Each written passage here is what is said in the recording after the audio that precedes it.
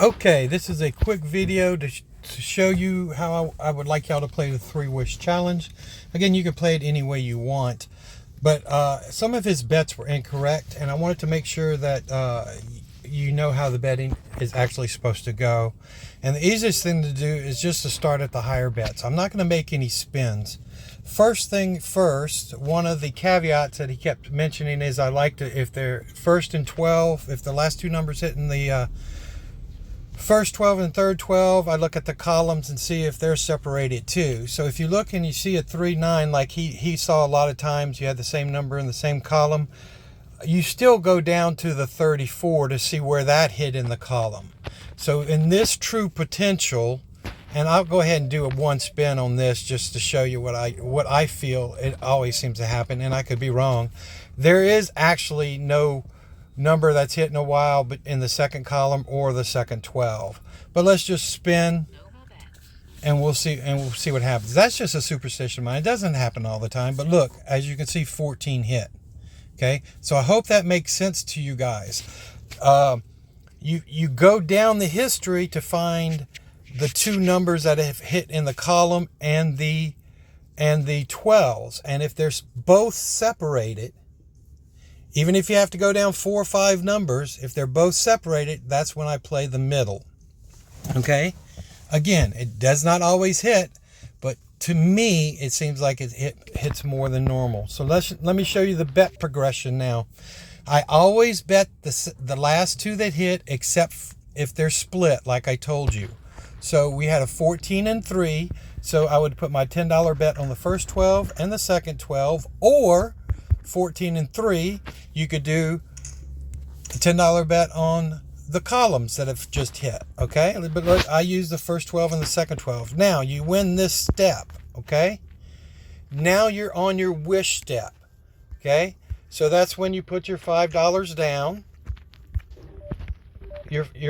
I'm sorry, I'm putting it in the wrong place. Clear. That's what you put your $5 down. Now he was picking the last to hit, which is a good thing, but I've also had issues to where it took me a long time to recover to do that.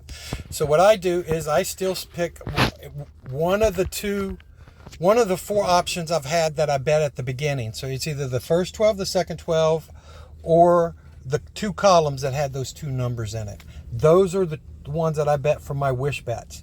The only time I bet the one that hasn't hit in the longest is if I'm looking over here in my history and I see it's way down at the bottom or even completely off the chart. I've seen it where the first 12 doesn't even show up in these numbers here, these 10 or 11 numbers. Then I'll take a chance on my wishes and take 3 chances and see if I can hit it. Okay, now I'm gonna go up on the betting ladder because his bet progressions were a little different than mine. He played it about 90% right. So let's just let this spin. Okay, and I'll show you the bet progressions, but it's easier to see at the higher levels. Okay, so say you're at 60 and 60, and I'm not looking. Let's just look at the column so we can keep it accurate. I'd be 60 here. I'd be 60 here. Say I win. Okay, then your bets change to half your winnings, which would be 30. And say I just bet the first column because it was last hit. Then your inside bets would be 3. You don't have to pick just the colors. You can pick your 3 favorites. Well, let me get it in the right place. You can pick opposite colors. You can pick whatever. You just make your bets, okay? And they're going to be $3 each. And $3 there. So all these should be $3 if I did it correctly. If not, there's one I missed. There's a 3. I missed that one. There's a 3. There's a 3. Oh, there's a 2. There's a 3. There's a 2. And there's a 2. Okay. And there's a 3. Okay, so that's right. So all the bets are right. You got 6 bets out. Actually, I have 7. You can play up to 8. But I usually like only playing more when I'm doing colors, and I'll explain that to you in a second. Okay, so you got your 6 bets out. Your $30 bet on the 12, 3 $6 bets on the inside. that never change during their next 2 spins, okay? So you lose your first spin, then this 12 goes up to 30, and the only thing else you raise is the 000, but you only raise it by the bets on the inside amounts. So you're at 3, so that goes to 6. So now you're 60 and 60. Then if you lose again, you put your next $30 on the 12, but you don't raise this 6 like Column was doing. You raise this only 3. You raise it consistently by whatever the inside bets are. The inside bets are determined like this. It's a simple pattern. 5 and 10 are $1 bets. Anything over 10 and to 20 are $2 bets. So 15 to 20 would be $2 bets. 25 to 30 would be $3 bets. 35 to 40 would be $4 bets. 45 to 50 will be $5 bets on the inside.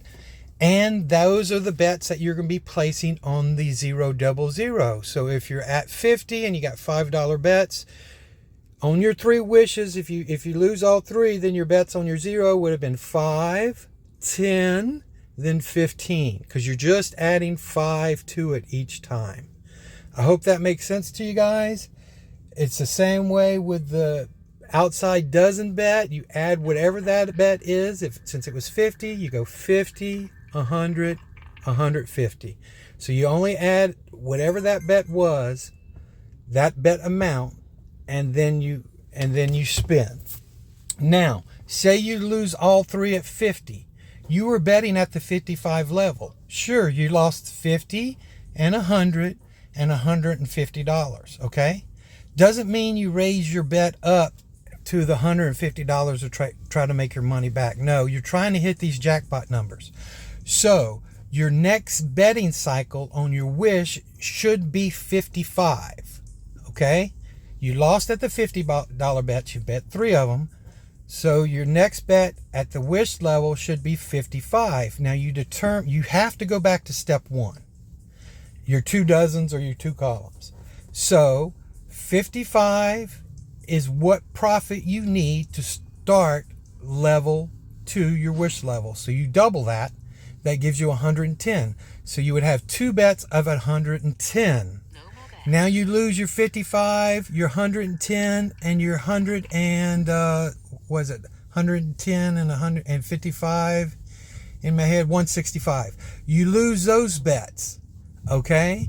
You're at 55. Now you need to be at 60, okay? So your next 2 bets would need to be 120 and 120. As you can see in step 1, your bets aren't, multiplying over and over again. What you're hoping for is to hit a jackpot wish, move down 1 level. Say you're at the $70 level. That means your wish bet would be $35. Your inside bets would be 4. And then every time you bet, you're going to add $35 to your dozen or column. And then your inside bets stay the same. And then you're going to add $4 to your 000 on each spin. If you win and you're not in session profit, you go down. You were at the $35 level. You need to be at the $30 level now. So your bets need to be capable. Your profit that you make needs to be $30. So your 2 bets on your first step is going to be 60 and 60. You only do 3 spins on the wish level and then you stop. This prevents you from gambler's fallacy where you're chasing a number over and over and over again. You just reset and then you pick 2 new numbers on your step 1. The last 2 to hit really works well with this for me. And then you can either do it like Colin did and say I'm gonna pick the last dozen to hit, or you can do it like I do and pick one of the 4. I look for patterns. If it's running a kind of high, or if one of the 2 12s that I bet on has a long streak, then I'll bet the other one. So like say the second column hit, 12, 15, 18, 21, and then the first column hit like 6, then I would bet the first column. It's just a theory I have. I have other theories too if y'all want to hear about them, but that's the correct way to play. If you have any questions,